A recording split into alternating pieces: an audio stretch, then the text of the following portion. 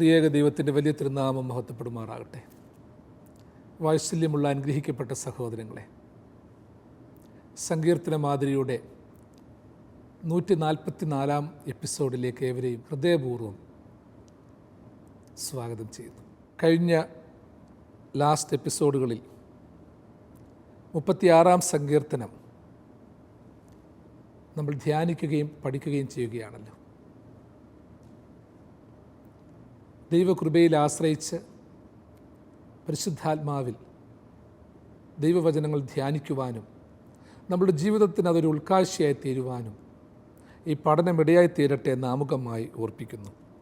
ഈ എപ്പിസോഡിൽ 36 സങ്കീർത്തനം 9 മുതൽ 12 വരെയുള്ള വേദഭാഗം നിങ്ങളുടെ മുൻപാകെ സമർപ്പിക്കുകയാണ്. 36 സങ്കീർത്തനം 9 മുതൽ 12 വരെ. നിൻ്റെ പക്കൽ ജീവൻ്റെ ഉറവയുണ്ടല്ലോ, നിൻ്റെ പ്രകാശത്തിൽ ഞങ്ങൾ പ്രകാശം കാണുന്നു. നിന്നെ അറിയുന്നവർക്ക് നിൻ്റെ ദയയും ഹൃദയപരമാർത്ഥികൾക്ക് നിൻ്റെ നീതിയും ദീർഘമാക്കണമേ. ഡംബികളുടെ കാൽ എനിക്കെതിരെ വരരുതേ, ദുഷ്ടന്മാരുടെ കൈ എന്നെ ആട്ടിക്കളയരുതേ. ദുഷ്പ്രവർത്തിക്കാർ അവിടെ തന്നെ വീഴുന്നു, അവർ മറിഞ്ഞു വീഴുന്നു, എഴുന്നേൽക്കുവാൻ കഴിയുന്നതുമല്ല. ഒരു തവണയും കൂടി വായിക്കാം. ദൈവമേ, നിൻ്റെ പക്കൽ ജീവൻ്റെ ഉറവയുണ്ടല്ലോ, നിൻ്റെ പ്രകാശത്തിൽ ഞങ്ങൾ പ്രകാശം കാണുന്നു. നിന്നെ അറിയുന്നവർക്ക് നിൻ്റെ ദയയും ഹൃദയപരമാർത്ഥികൾക്ക് നിൻ്റെ നീതിയും ദീർഘമാക്കണമേ. ഡംബികളുടെ കാൽ എനിക്കെതിരെ വരരുതേ, ദുഷ്ടന്മാരുടെ കൈ എന്നെ ആട്ടിക്കളയരുതേ. ദുഷ്പ്രവർത്തിക്കാർ അവിടെ തന്നെ വീഴുന്നു, അവർ മറിഞ്ഞു വീഴുന്നു, എഴുന്നേൽക്കുവാൻ കഴിയുന്നതുമില്ല. കഴിഞ്ഞ എപ്പിസോഡിൽ നിൻ്റെ ആലയത്തിലെ പുഷ്ടി അവർ അനുഭവിച്ച് തൃപ്തി പ്രാപിക്കുന്നു, നിൻ്റെ ആനന്ദ നദി നീ അവരെ കുടിപ്പിക്കുന്നു എന്നുള്ള വാക്യമാണ് നമ്മൾ ധ്യാന വിഷയമായി അവസാനിപ്പിച്ചത്. ദൈവത്തിൻ്റെ ആലയത്തിലെ പുഷ്ടി എന്താണെന്നും അതിൻ്റെ തൃപ്തി എന്താണെന്നും ദൈവം കൊടുക്കുന്ന ആനന്ദ നദി എന്തിനാണെന്നും ഒക്കെ നമ്മൾ ധ്യാനിച്ചു. ഞാൻ പ്രത്യേകിച്ച് ഒറ്റ വാക്കിൽ നിങ്ങളോട് സൂചിപ്പിച്ചു, ഈ ലോകത്തിലെ ജീവിത സാഹചര്യങ്ങളിൽ നിങ്ങളും ഞാനും ജീവിക്കുമ്പോൾ നിസ്സാരമായുള്ളൊരു ജീവിതചര്യ പറ്റത്തില്ല. നമുക്ക് ദാഹം ഒത്തിരിയുണ്ട്. ഒരു ഗ്ലാസ് വെള്ളത്തിൻ്റെ ദാഹമോ ഒരു കുപ്പിയിലെ വെള്ളം കുടിക്കാനുള്ള ദാഹമോ മാത്രമല്ല, ദൈവം തരുന്ന സമൃദ്ധിയുടെ ഒരു അനുഭവമുണ്ട്. ദൈവത്തിൻ്റെ ആനന്ദത്തിൻ്റെ ഒരു നദിയുണ്ട്. വെള്ളമൊഴുകുന്ന നദിയെപ്പറ്റി മാത്രമല്ല നമ്മൾ പറയുന്നത്. ദൈവത്തിൻ്റെ ആനന്ദത്തിൻ്റെ നദി, സമൃദ്ധിയുടെ നദിയെക്കുറിച്ച് നമ്മൾ പഠിക്കണം. ബലിവേദിയിൽ നിന്ന് പൊട്ടിപ്പുറപ്പെടുന്ന നദിയെപ്പറ്റി, ഒരു നീരുറവിനെപ്പറ്റി യെഹെസ്കേൽ പ്രവാചകൻ്റെ പുസ്തകത്തിൽ നമ്മൾ വായിക്കുന്നുണ്ട്. ഒരു ചെറിയ ജലസ്രോതസ്സായി ബലിവേദിയിൽ നിന്ന് പുറപ്പെടുന്നു, അത് പിന്നീട് കാണെ വലിയ നദിയായി മാറുന്നു. അതിൻ്റെ ഇരു സൈഡുകളിലും വ്യത്യസ്തങ്ങളായ വൃക്ഷങ്ങൾ ഉണ്ടാകുന്നു. ഓരോ മാസവും വ്യത്യസ്തങ്ങളായ ഫലം പുറപ്പെടുവിക്കുന്നു. അതിലെ ഫലങ്ങൾ രോഗോപശാന്തിക്ക് ഉതകുന്നു. ഇതൊക്കെ നമ്മൾ തിരുവചനത്തിൽ നിന്ന് വായിച്ചിട്ടുള്ളതാണ്. അപ്പോൾ ദൈവത്തിൻ്റെ ആനന്ദ നദി അത് പുറപ്പെടുന്നത് ദൈവത്തിൽ നിന്നാണ്. ദൈവത്തിൻ്റെ സ്നേഹത്തിൻ്റെയും കരുണയുടെയും ഒരു അനുഭവമാണ് ദൈവത്തിൻ്റെ ആനന്ദ നദി. ദൈവത്തിൻ്റെ ആർദ്ര സ്നേഹത്തിൻ്റെ പ്രതീകം, ദൈവത്തിൻ്റെ ഉത്തമ ന്യായവിധിയുടെ പ്രതീകം. അത് നിൽക്കേണ്ടതല്ല, പുറപ്പെട്ടുകൊണ്ടിരിക്കണം. അതൊരു സ്റ്റാറ്റിക്, ഒരു കോൺസ്റ്റൻ്റ് പൊസിഷനിൽ നിൽക്കേണ്ടതല്ല. അതിനൊരു ചലനാത്മകതയുണ്ട്, ചലിക്കുന്ന ഒരു ദിവ്യമായ അനുഭവമുണ്ട്. ദൈവത്തിന് മഹത്വം കൊടുക്കേണ്ട ഒരു അനുഭവമുണ്ട്. അതായത് ദൈവത്തിൻ്റെ ആനന്ദ നദിയുടെ പ്രത്യേകത, ദൈവത്തിൻ്റെ കൃപയാൽ രക്ഷിക്കപ്പെട്ട, തിരുരക്തത്താൽ രക്ഷിക്കപ്പെട്ട വിശ്വാസികൾ പങ്കുവെക്കുന്ന ഒരു ദിവ്യമായ അനുഭവമുണ്ട്. അത് തുടർന്നുകൊണ്ടിരിക്കണം. അത് വാക്കിലൂടെ, സാക്ഷ്യത്തിലൂടെ, ഉപദേശത്തിലൂടെ, തിരുബലിയിലൂടെ അത് തുടർന്നുകൊണ്ടിരിക്കണം. ആനന്ദ നദി അവരെ കുടിപ്പിക്കുന്നുണ്ട്. മനുഷ്യൻ നമ്മൾക്ക് തൃപ്തി വരുത്താൻ പറ്റത്തില്ല. ആര് നമ്മളെ സഹായിക്കാൻ വന്നാലും അതിനൊരു ലിമിറ്റുണ്ട്, ഒരു കണക്കുണ്ട്. അത് അളന്നു തൂക്കിയാണ്. നമുക്കാരെന്തോ തന്നാലും കണക്കെഴുതി വയ്ക്കും. നിനക്ക് ഞാൻ ഇന്നത് തന്നിട്ടില്ലേ, നിനക്ക് ഇന്നതൊക്കെ കിട്ടിയിട്ടില്ലേ, ഇന്ന കാര്യങ്ങളൊക്കെ നീ എന്നിൽ നിന്ന് അനുഭവിച്ചിട്ടില്ലേ, നീ എനിക്കെന്തോ തന്നു എന്നൊക്കെ ലോകം ചോദിക്കും പ്രിയപ്പെട്ടവരെ. എന്നാൽ ആനന്ദ നദി കുടിപ്പിക്കുന്ന ദൈവം നമ്മളോട് പറയുന്നത് അങ്ങനെയല്ല. മോനെ, നിനക്ക് തന്ന നന്മ എഴുതി വയ്ക്കാൻ തക്കവണ്ണം എനിക്ക് എഴുതി വയ്ക്കാനുള്ള ബുക്കില്ല. അതിനുവേണ്ടി ഞാൻ എൻ്റെ ഓർമ്മയെ കളയുന്നില്ല. മറിച്ച് നീ എന്നിൽ നിന്നുള്ള അനുഭവിച്ച നന്മകൾക്ക് ഒരു സാക്ഷിയായിട്ട് മാറണം, ഒരനുഭവമായിട്ട് മാറണം. ആ ആനന്ദ നദി വറ്റിച്ച് കളയരുത്. അത് മറ്റുള്ളവർക്ക് കുടിക്കുവാൻ തക്കവണ്ണം തെളിവാർന്ന വെള്ളമായി കൊടുക്കണം. പലപ്പോഴും പല ജലസ്രോതസ്സുകളിലെയും വെള്ളം കുടിക്കുവാൻ നമ്മൾക്ക് സംശയമുണ്ട്. ഇത് ശുദ്ധമാണോ, സമാധാനം തരുന്നതാണോ, ആ ജലസ്രോതസ്സിൽ എന്തെങ്കിലും ഹിംസ്ര മൃഗങ്ങൾ ഒളിഞ്ഞിരിപ്പുണ്ടോ, ചീങ്കണ്ണിയുണ്ടോ, മുതലയുണ്ടോ, മറ്റ് നശീകരണ ശക്തികളുണ്ടോ, കയ്പുണ്ടോ? ഇതൊന്നും ചിന്തിക്കണ്ട. ദൈവത്തിൻ്റെ ആനന്ദ നദിയിൽ പ്രിയമുള്ളവരെ ഒളിച്ചിരിക്കുന്ന ദുശക്തികളില്ല. ഈ ലോകം തരുന്ന എല്ലാ സന്തോഷത്തിൻ്റെ പാനീയങ്ങളിലും സന്തോഷത്തിൻ്റെ ജലാശയങ്ങളിലും ഒളിഞ്ഞിരിക്കുന്ന ഒരുപാട് ദുഷ്ടശക്തികളുണ്ട്. അപ്പോൾ ഒളിഞ്ഞിരിക്കുന്ന ദുഷ്ടശക്തി ഇല്ലാത്ത, വിഷപദാർത്ഥങ്ങളില്ലാത്ത, മലിനപ്പെടാത്ത, ആത്മാവിൻ്റെ ശക്തീകരണത്തിനുതകുന്ന, വളർച്ചയ്ക്കുതകുന്ന ദൈവത്തിൻ്റെ ഒരു ആനന്ദ നദി. ദൈവം അത് മെയിൻറ്റെയിൻ ചെയ്തുകൊണ്ടിരിക്കുകയാണ്. ആ ആനന്ദ നദി ഒഴുകുവാനുള്ള ഒരു വഴുത്താര നമ്മൾ വെട്ടണം. ആ ആനന്ദ നദി ഹൃദയത്തിലൂടെ കടന്നു പോകണം. ആ ആനന്ദ നദി കുടിച്ച് തൃപ്തരാകുവാൻ തക്കവണ്ണം സാധിക്കണം. കെട്ടി നിർത്താതെ, മലിനപ്പെടുത്താതെ അത് മുൻപോട്ട് നയിക്കുവാനിടയാകണം. അതിൻ്റെ തുടർച്ചയായിട്ട് പറയുന്നു, ദൈവമേ, നിൻ്റെ പക്കൽ ജീവൻ്റെ ഉറവയുണ്ടല്ലോ.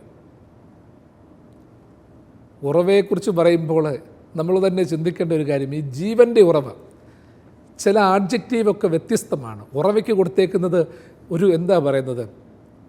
ഒരു ലിവിങ് റിസോഴ്സാണ്, ഒരു ഉറവ, ജീവനുള്ള ഉറവ.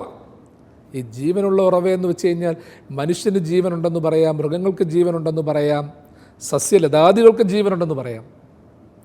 ഉറവയ്ക്ക് എങ്ങനെ ജീവൻ വരും? ദൈവമേ, നിൻ്റെ പക്കൽ ജീവൻ്റെ ഉറവ എന്ന് വെച്ചാൽ ഇന്ന് ലോകവും ദൈവത്തിൻ്റെ പ്രമാണവും നമ്മൾ ഒന്ന് പഠിക്കേണ്ടതാണ്.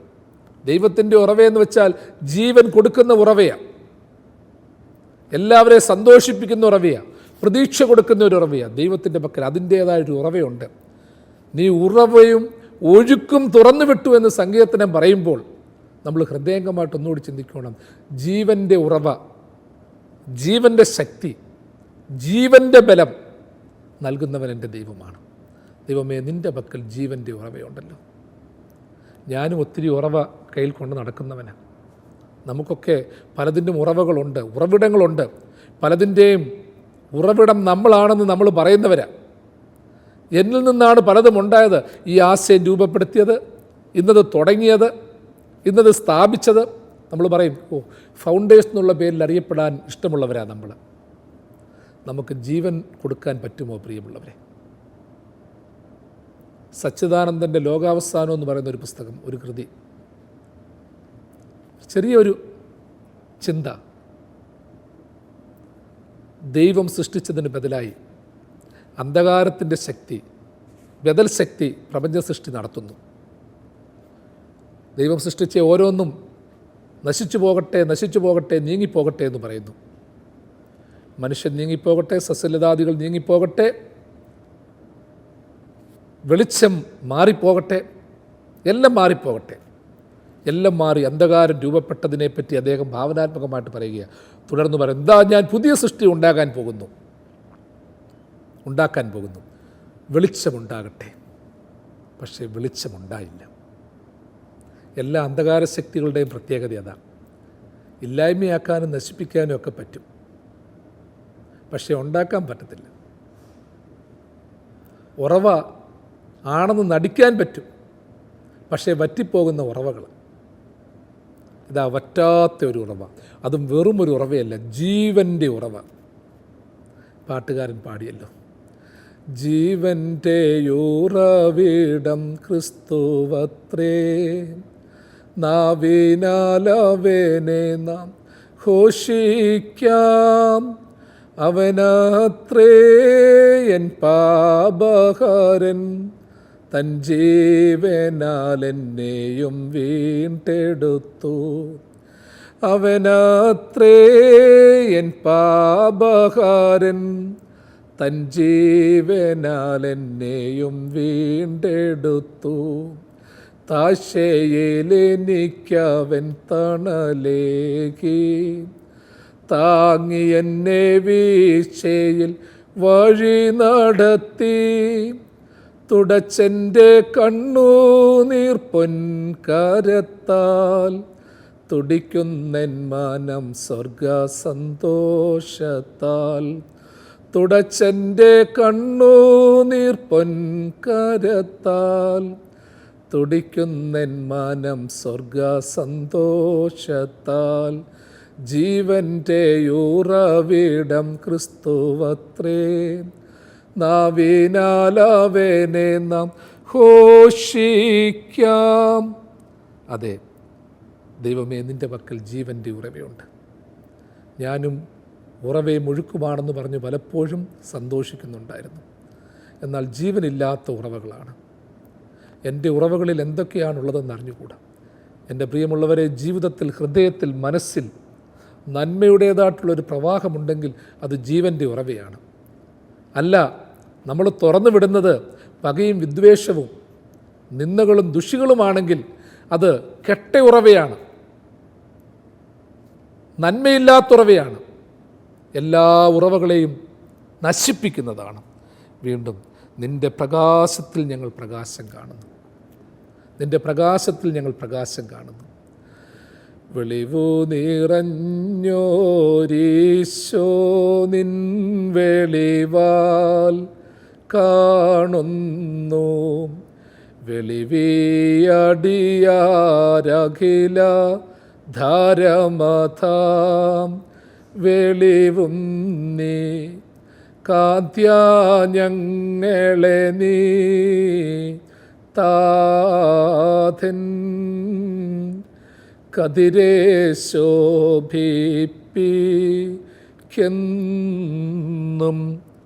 നിൻ്റെ പ്രകാശത്തിൽ ഞങ്ങൾ പ്രകാശം കാണുന്നു.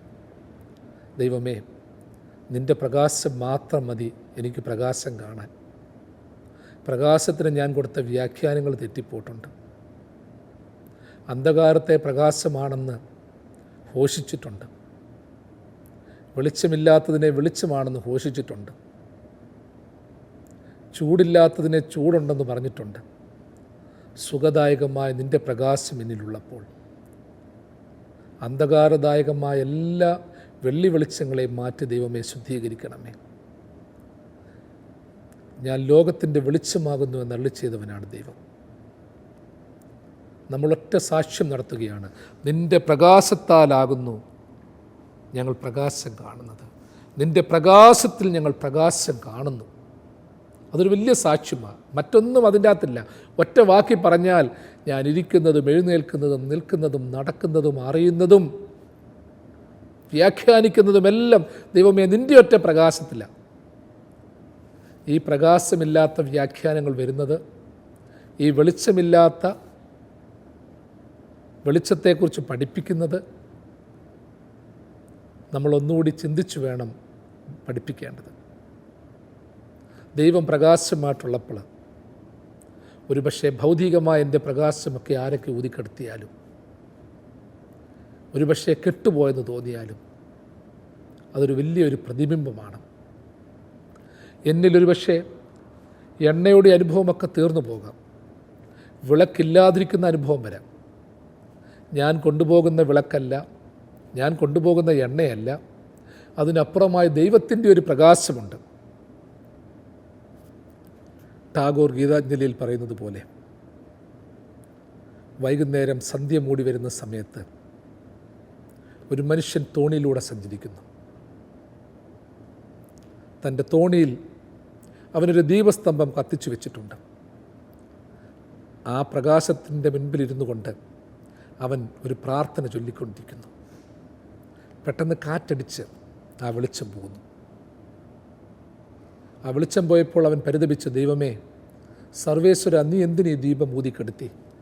നിൻ്റെ സ്തുതിഗീതങ്ങൾ, കീർത്തനങ്ങൾ ഞാൻ പാടിക്കൊണ്ടിരിക്കുകയാണല്ലോ ഈ വെളിച്ചത്തിൽ. എന്നാൽ അവൻ കണ്ണു തുറന്ന് നോക്കിയപ്പോൾ ആ നിലാവെളിച്ചത്തിൽ, ചന്ദ്രൻ്റെ പ്രഭയിൽ താൻ കത്തിച്ചു വെച്ച പ്രകാശത്തിൻ്റെ പ്രകാശത്തേക്കാൾ കൂടുതൽ തെളിവോടെ തനിക്ക് പ്രാർത്ഥനകൾ ചൊല്ലുവാൻ സാധിക്കുന്നു. ഒന്നുകൂടി നല്ലപോലുള്ള കാഴ്ചയോടെ. അതേ പ്രിയപ്പെട്ടവരെ, നമ്മൾ കത്തിച്ചു വെച്ച പല വെളിച്ചങ്ങളുണ്ട്, ചിലതൊക്കെ കെട്ടുപോകുന്നുണ്ട്. അന്നേരം നമ്മൾ പരിതപിക്കുന്ന, അയ്യോ എല്ലാം പോയി, സമ്പാദ്യം പോയി, നിക്ഷേപങ്ങൾ പോയി, ഒറ്റപ്പെട്ടു പോകുന്നു. പ്രിയമുള്ള സഹോദര, ഒന്നുകൂടി ഒന്ന് നോക്കിക്കുക. ഇതെല്ലാം പോകുമ്പോൾ ഒന്നുകൂടി കൂടുതൽ കാഴ്ചകൾ കിട്ടിയോ? ഉൾക്കാഴ്ച കിട്ടുന്നില്ലേ? ആരൊക്കെ ഇല്ലെങ്കിലും സമാധാനം കിട്ടുന്നില്ലേ? ഈ ഭൗതികമായി നാം കത്തിച്ചു വെച്ച ചില ദീപസ്തംഭങ്ങളുടെ, അലങ്കൃത ദീപങ്ങളുടെ പ്രഭയിലായിരിക്കുന്നത് കൊണ്ട് നമുക്ക് ചിലതൊന്നും കാണാതെ പോകുന്നു. നമുക്ക് നന്നായിട്ട് കണക്ക് കൂട്ടാനറിയാം, പക്ഷേ കാൽക്കുലേറ്ററുകളും മറ്റു മൊബൈലുമൊക്കെ ഉള്ളതുകൊണ്ട് നമ്മൾ കണക്ക് കൂട്ടാൻ തയ്യാറാകുന്നില്ല. ഭംഗിയായിട്ട് എഴുതാനറിയാം, പക്ഷേ മൊബൈലിൽ വോയിസ് ടൈപ്പുകളും മറ്റും ഉള്ളതുകൊണ്ട് നമ്മൾ എഴുതാൻ മടിക്കുന്നു. നല്ലപോലെ ചിന്താധാരകളൊക്കെ ഉണ്ട്, പക്ഷേ പെട്ടെന്ന് കിട്ടുന്ന ആർട്ടിഫിഷ്യൽ ഇൻ്റലിജൻസ്, ChatGPT പോലെയുള്ള സംവിധാനങ്ങൾ ഉള്ളതുകൊണ്ട് നമ്മളുടെ ബുദ്ധിയെ നമ്മൾ വിനിയോഗിക്കുന്നില്ല. ദൈവം തന്നിരിക്കുന്ന ചില അനുഭവങ്ങളൊക്കെ ഉണ്ട്, എല്ലാം നമുക്ക് വേണം. പക്ഷേ നമുക്കുള്ള ദൈവം തന്ന ചില അനുഭവങ്ങളെ പ്രശോഭിതമാക്കണം, ഊതിക്കത്തിക്കണം, ദൈവപ്രഭയിലേക്ക് തിരികെ പോകണം. നിന്നെ അറിയുന്നവർക്ക് നിൻ്റെ ദയയും ഹൃദയപരമാർത്ഥികൾക്ക് നിൻ്റെ നീതിയും ദീർഘമാക്കണമേ. നിന്നെ അറിയുന്നവർക്ക് നിൻ്റെ ദയയും ഹൃദയപരമാർത്ഥികൾക്ക് നിൻ്റെ നീതിയും ദീർഘമാക്കണമേ. ദൈവത്തിൻ്റെ ദയയെപ്പറ്റിയും നീതിയെപ്പറ്റിയും എത്രയോ വ്യാഖ്യാനങ്ങളാണ് സങ്കീർത്തനക്കാരൻ നൽകുന്നത്. എന്നിട്ട് വീണ്ടും പറയുകയാണ്, ദൈവമേ നിന്നെ അറിയുന്നവർക്ക് ഇതൊക്കെ ദീർഘമായിട്ട് കിട്ടണം.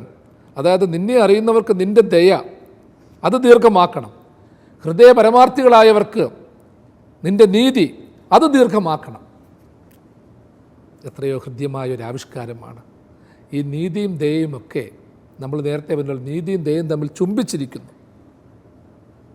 ഇത് ദീർഘമായിട്ട് കിട്ടണം. നമ്മൾ ഈ അല്പകാലത്തേക്ക് മാത്രം ദൈവത്തിൻ്റെ നീതിയിലോ ദൈവത്തിൻ്റെ ദയയിലോ സങ്കേതപ്പെട്ടത് കൊണ്ടായില്ല. അത് ദീർഘമായിട്ട് ജീവിത അവസാനത്തോളം തുടർന്നും അത് കിട്ടണം.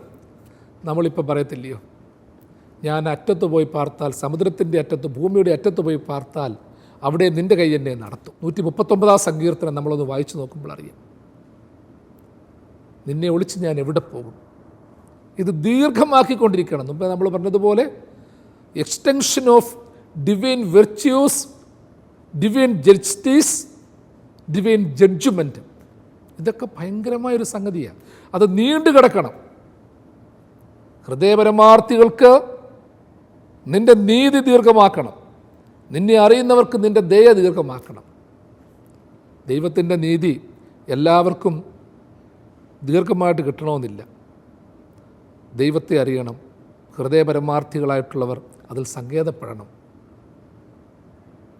നന്മയൊന്നും മുടക്കുകയില്ല നേരായി നടപ്പവർക്ക്, നന്മയൊന്നും മുടക്കുകയില്ല നേരായി നടപ്പവർക്ക്. ഹമനോഹേരം യാഹേ നിൻ്റെ ആലയം. എത്രയോ ഹൃദ്യമായിട്ടാണ് പാട്ടുകാരൻ പാടുന്നത്. നന്മയൊന്നും മുടക്കാത്തൊരു ദൈവം, നീതിയൊന്നും മുടക്കാത്ത ദൈവം. ഇത് ദീർഘമാക്കണം. ഈ ദീർഘം, ഈ എക്സ്റ്റൻഷൻ എന്ന് പറയുന്ന പദം ഏതെങ്കിലും ഒരു ലിമിറ്റഡ് പീരീഡിലേക്കല്ല. നമ്മൾ ഈ ദീർഘമാക്കി തരണം. നമ്മൾ പറയും ചിലപ്പോൾ ട്രെയിൻ എക്സ്റ്റെൻഡ് ചെയ്ത് തരണം, അപ്പം നമുക്കൊന്നുകൂടി സൗകര്യമായി അവിടം വരെ ഇറങ്ങാം. അല്ലെങ്കിൽ ഇന്ന വാഹനം ഇന്നടത്തേക്ക് നീട്ടിത്തരണം. അല്ലെങ്കിൽ നമ്മളൊരു സ്നേഹിതൻ്റെ വാഹനത്തെ കയറി, അപ്പോൾ അദ്ദേഹത്തിന് പോകേണ്ട വഴിയിൽ നിന്ന് നമ്മളുടെ വീട്ടിലെത്താൻ ഒരു 10 കിലോമീറ്റർ കൂടെ പോകണം, എന്നെ അവിടം വരെ ഒന്ന് ഇറക്കാമോ? ഇതൊക്കെ നമ്മൾക്ക് അനുവദിച്ച് കിട്ടുമ്പോൾ കിട്ടുന്നൊരു വലിയ സന്തോഷമുണ്ട്. നമുക്ക് എത്തേണ്ട സ്ഥലത്തേക്ക് മെട്രോ നീട്ടിക്കിട്ടുമ്പോൾ, നമ്മൾക്ക് എത്തേണ്ട സ്ഥാനത്തേക്ക് വാഹനം കിട്ടുമ്പോൾ, ഇറങ്ങിക്കയറാതെ പോകാൻ പറ്റുമ്പോൾ, നമ്മൾക്ക് എത്തേണ്ട സ്ഥാനത്തേക്ക് നമ്മളുടെ ഒരു സ്നേഹിതൻ കൊണ്ടുവിടുമ്പോൾ നമുക്ക് കിട്ടുന്ന ഒരു അനുഭവമുണ്ട്. അതേ പ്രിയമുള്ളവരെ, ജീവിത വഴി യാത്രയിൽ ദൈവത്തിൻ്റെ നീതിയും ദൈവത്തിൻ്റെ ന്യായവിധിയും അത് ദീർഘമായി കിട്ടുവാൻ നിന്നെ അറിയുന്നവർ ദൈവത്തെ അറിയണം. ദൈവത്തെ അറിയുക എന്ന് വെച്ചാൽ ഭൗതികമായിട്ട് അറിഞ്ഞാൽ പോരാ. ദൈവത്തെ അറിയുന്നവർക്ക് അവൻ്റെ നീതി കൊടുക്കണം. ഹൃദയപരമാർത്ഥികൾക്ക് അവൻ്റെ ദയ കൊടുക്കണം. ദൈവത്തെ അറിയാൻ സാധിക്കണം നമ്മൾക്ക്. വീണ്ടും പറയുന്നു, ഡംബികളുടെ കാൽ എനിക്കെതിരെ വരരുതേ, ദുഷ്ടന്മാരുടെ കൈ എന്നെ ആട്ടിക്കളയരുതേ. ഡംഭികളുടെ കാൽ എനിക്കെതിരെ വരരുതേ, ദുഷ്ടന്മാരുടെ കൈ എന്നെ ആട്ടിക്കളയരുതേ. ഡംഭികളുടെ കാല്, അഹങ്കാരികളുടെ കാല് എനിക്കെതിരെ വരരുതേ എന്ന് പറയുമ്പോൾ ഡംഭത്തിൽ ജീവിക്കുന്ന ചില അനുഭവങ്ങളുണ്ട്, അഹങ്കാരത്തിലായിരിക്കുന്ന ചില അനുഭവമുണ്ട്. എന്നിട്ട് പറയുക, കർത്താവേ, ഡംഭികളുടെ കാൽ എനിക്കെതിരെ വരരുതേ. അതൊരു വലിയൊരു പ്രാർത്ഥനയാണ് കേട്ടോ. നമ്മൾ മുമ്പേ ഈ സങ്കീർത്തനം തുടങ്ങിയപ്പോൾ ദുഷ്ടതയെക്കുറിച്ചും ദുഷ്ടന്മാരെക്കുറിച്ചും പറഞ്ഞു തുടങ്ങുകയാണ്. അതിൻ്റെ അവസാന ഭാഗം എത്തുമ്പോഴത്തേക്ക്, അതിൻ്റെ സെക്കൻഡ് ലാസ്റ്റ് പോർഷനിൽ എത്തുമ്പോഴത്തേക്ക് പറയുകയാണ്, ഡംഭികളുടെ കാൽ എനിക്കെതിരെ വരരുത്. വായിൽ ഭോഷത്വമുള്ള ഡംഭികളുണ്ട്, വഴിയാത്രയിൽ ഡംഭമുള്ള വ്യക്തിത്വങ്ങളുണ്ട്. അവരുടെ കാൽ എനിക്കെതിരെ വരരുതേ എന്ന് പറയുവാൻ കാരണമെന്ന് വെച്ച് കഴിഞ്ഞാൽ, അവരെൻ്റെ നേരെ വരരുത്. ദൈവമേ, എനിക്ക് അവരൊരു പോരടിക്കാൻ സാധിക്കുന്നില്ല. നമ്മൾ പ്രാർത്ഥിക്കുക, ചില കാര്യങ്ങളിൽ നിന്നൊക്കെ നമ്മൾ രക്ഷപ്പെടാനുള്ളൊരു കൊച്ചു പ്രാർത്ഥനയാണ് കേട്ടോ. നമുക്കെതിരെ ഒരുപാട് ശത്രുക്കൾ വരുന്നു, ഒരുപാട് ദുരിതമുണ്ടാക്കുന്നവർ വരുന്നു, നഷ്ടങ്ങളുണ്ടാക്കുന്നവർ വരുന്നു. അപ്പോൾ ദൈവസന്നിധിയിലുള്ളൊരു പ്രാർത്ഥനയാണ് കേട്ടോ. കർത്താവേ, ഹൃദയത്തിൽ തൊട്ട് നമ്മൾ പ്രാർത്ഥിച്ചോണം, എൻ്റെ ദൈവമേ, ഡംഭികളുടെ കാൽ എൻ്റെ നേരെ വരരുതേ, ഞാൻ നിൻ്റെ പാദത്തിലായിരിക്കാൻ ഇഷ്ടപ്പെടുന്നു. അപ്പം ഡംഭികളുടെ കാൽ എനിക്കെതിരെ വരരുതേ എന്ന് പറയുന്നവൻ ദൈവത്തിൻ്റെ പാദാന്തികത്തിങ്കൽ സങ്കേതപ്പെടുന്നവനാണ്. കാരണം ഡംഭികളുടെ പാദം കണ്ട്, അതിൻ്റെ തീവ്രത കണ്ട് നിരാശപ്പെടാതെ നമ്മളങ്ങനെ പ്രാർത്ഥിക്കുമ്പോൾ, ഇത് വരരുതേ എന്ന് പറഞ്ഞ് പ്രാർത്ഥിക്കുമ്പോൾ, വേദനയോടെ പ്രാർത്ഥിക്കുമ്പോൾ ദൈവം പറയും, മോനെ, അവൻ്റെ കാല് നീ നോക്കണ്ട, അവൻ്റെ കാലടികൾ നോക്കണ്ട, നിശ്ചയമായും നീ അവരെ വഴുവഴുപ്പിൽ നിർത്തുന്നു. ദുഷ്ടന്മാരെ വഴുവഴുപ്പിൽ നിർത്തുന്നു, ഡംഭികളെ വഴുവഴുപ്പിൽ നിർത്തുന്നുവെന്ന് ആസാഫ് പറഞ്ഞിട്ടുണ്ടെങ്കിൽ, ഇനി 39 സങ്കീർത്തനത്തിൽ നമ്മൾ ധ്യാനിക്കാൻ പോകുന്നുണ്ട്, പറഞ്ഞിട്ടുണ്ടെങ്കിൽ ഡംഭമില്ലാത്തൊരു കാലുണ്ട്, മുറിവേറ്റ കാലിൽ ആണിപ്പാടേറ്റൊരു പാദമുണ്ട്. ആ പാദത്തിൻ്റെ വഴിത്താരുകളിൽ രക്ഷകൻ നടന്നൊരു വഴിയുണ്ട്. ആ രക്ഷകൻ നടന്ന വഴിത്താരയിലൂടെ നിങ്ങൾ ഞാനുമായി തീരുമ്പോൾ കിട്ടുന്ന ഒരു വലിയ സന്തോഷം, അത് പറഞ്ഞാൽ തീരത്തില്ല പ്രിയപ്പെട്ടവരെ. നമുക്ക് ഹൃദയംഗമായിട്ട് സാധാ മനസ്സോടെ, ഭക്തി മനസ്സോടെ പ്രാർത്ഥിക്കാം. ഡംഭികളുടെ കാല് എൻ്റെ നേരെ വരരുത്. ഞങ്ങൾക്ക് ദുഷ്ടതയായി വർദ്ധിക്കുന്ന നമ്മുടെയൊക്കെ ജീവിതത്തിൽ ചില പ്രതിസന്ധികളുണ്ട് കേട്ടോ. നമുക്ക് നഷ്ടം വരുത്തുന്ന, ഉപദ്രവം വരുത്തുന്ന ഒരു വിശ്വാസിക്ക് പ്രാർത്ഥിക്കാനുള്ള പ്രാർത്ഥനയാണ്. നാശം വരുത്തുന്നതൊക്കെ ഉണ്ട്. ഞങ്ങൾക്ക് ഉപദ്രവം വരുത്തുന്ന സകലത്തെയും, സകലരുടെ വഴികളും, സകലരുടെ ആലോചനകളും, ശിക്ഷാവിധികളും ഞങ്ങൾക്ക് ലാഭകരമായി, വേഗത്തിൽ, എളുപ്പത്തിൽ എൻ്റെ ദൈവമേ നീ വ്യത്യാസപ്പെടുത്തി തരണമേ. വീണ്ടും പറയുന്നു, ദുഷ്ടന്മാരുടെ കൈ എന്നെ ആട്ടിക്കളയരുതേ. ആട്ടിക്കളയുന്ന ദുഷ്ടൻ്റെ കൈയുണ്ട്. അതായത് കൈകളിൽ പിടിച്ചു വിളിക്കുന്ന ആണിപ്പാടുള്ള കൈകളെക്കുറിച്ച് തിരുവചനം പറയുമ്പോൾ ആട്ടിക്കളയുന്ന ദുഷ്ടന്മാരുടെ കൈയുണ്ട്. ശപിച്ചു കളയുന്ന, പിടിച്ചിറക്കി വിടുന്ന കൈകളുണ്ട്. ദുഷ്ടന്മാരുടെ കൈ എന്നെ ആട്ടിക്കളയരുത്. ഈ അടുത്തിടയ്ക്കും ഞാൻ സോഷ്യൽ മീഡിയയിൽ കണ്ടതായിരുന്നു, സ്വന്തം മാതാവിനെ ഭവനത്തിൽ നിന്ന് വലിച്ചിറക്കി താഴേക്കിട്ട് ഇടിച്ച് ചെരുപ്പ് കൊണ്ടടിക്കുന്ന ഒരു പുത്രിയുടെ പ്രകടനം. അതിനു മുൻപ് ഒരു പിതാവിനെ മകനും മരുമോളും ചേർന്ന് വടികൊണ്ട് ആഞ്ഞടിക്കുന്ന ചിത്രം. ഇതൊക്കെ കാണുമ്പോൾ ദുഷ്ടന്മാരുടെ കൈ എന്നെ ആട്ടിക്കളയരുതേ എന്ന് പറയുമ്പോൾ നമ്മൾ ഓർത്തോണം, പിടിച്ചിറക്കി വിടുന്ന ചില ശക്തികളുണ്ട് പ്രിയമുള്ളവരെ. നന്മയുടെ അനുഭവത്തിൽ നമ്മൾ നിൽക്കുമ്പോൾ, നന്മയുടെ പേടകത്തിൽ കയറി നിൽക്കാൻ ആഗ്രഹിക്കുമ്പോൾ പോലും പുറകെ വന്ന് വലിച്ചിറക്കി വിടുന്നുണ്ട്. നമ്മളൊക്കെ അത് ഫീൽ ചെയ്തിട്ടില്ലയോ? നമുക്കൊക്കെ ഒന്ന് ചിന്തിച്ച് നോക്കിയാൽ മതി. ചില പ്രത്യേക അനുഭവങ്ങളിൽ നമ്മൾ പിടിച്ച് മേളിൽ കയറിപ്പോവാം. ചില പറയത്തില്ല, എന്നെ ആരോ പുറകോട്ട് പിടിച്ച് വലിക്കുന്നു, എൻ്റെ കാലെ പിടിക്കുന്നു, കയ്യെ പിടിച്ച് വലിക്കുന്നു, എന്നെക്കൊണ്ടൊന്നും പറ്റത്തില്ല. എഴുതാൻ കഴിവുള്ളവൻ പറയും, എന്നെക്കൊണ്ട് എഴുതിപ്പിക്കുന്നില്ല. ശക്തമായിട്ട് ഓടാൻ നടക്കുന്നവനെക്കുറിച്ച് പറയുമോ, എൻ്റെ കാലിൽ ആരോ പിടിച്ച് വെച്ചേക്കുക, ഞാനൊരു ബന്ധനത്തിലാണ്. അത് ആട്ടിക്കളയുന്ന ചില കൈകളുണ്ട് കേട്ടോ. ദുരാത്മാവിൻ്റെ ചില സ്വാധീനങ്ങളുണ്ട്.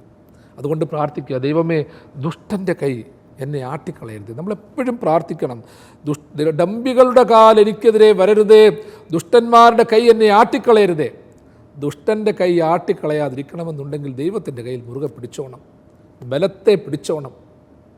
ആ കൈകളിൽ മുറുകെ പിടിക്കുമ്പോൾ ആണിപ്പാടിൻ്റെ വടുക്കൾ നമ്മുടെ കൈകളിൽ സ്പർശിക്കണം.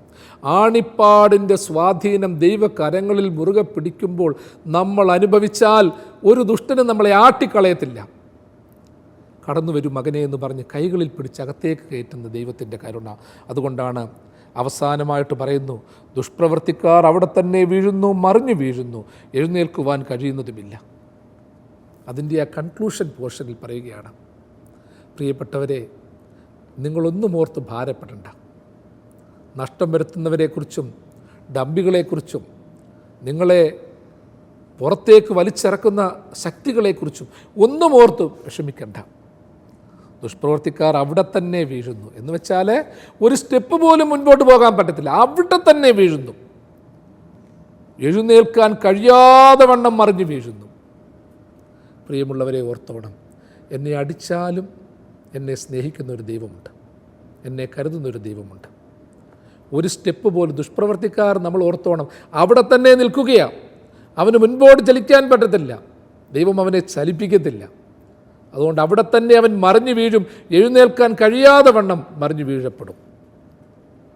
അങ്ങനെ വീണു പോയവനും ദുഷ്ടതയിലായവനും അന്ധകാരത്തിലായവനും അവനും രക്ഷപ്പെട്ട, അവനും നീതിയിലേക്ക് തിരിഞ്ഞു വന്ന് മറ്റുള്ളവരെ കരം പിടിച്ചുയർത്തുന്നവനായി മാറുവാൻ ദൈവം സഹായിക്കട്ടെ.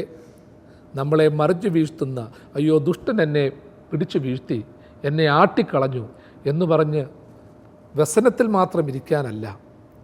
അവിടെ ദുഷ്ടൻ വീണ് കിടക്കുന്നു, അവൻ തളർന്നു കിടക്കുന്നു, എഴുന്നേൽപ്പാൻ തക്കവണ്ണം സാധിക്കുന്നുമില്ല എന്ന് ദാവീദ് പറഞ്ഞു നിർത്തുമ്പോൾ അവനെയും രക്ഷയുടെ, സമാധാനത്തിൻ്റെ, വീണ്ടെടുപ്പിൻ്റെ ഒരു കരം നൽകിയ കർത്താവിൻ്റെ തിരുരക്തത്തിൻ്റെ ശക്തി നമുക്ക് ബലം നൽകട്ടെ. ദൈവം തൻ്റെ വലങ്കരം നീട്ടി നിങ്ങളെല്ലാവരെയും സദാകാലവും വാഴ്ത്തി അനുഗ്രഹിക്കട്ടെ.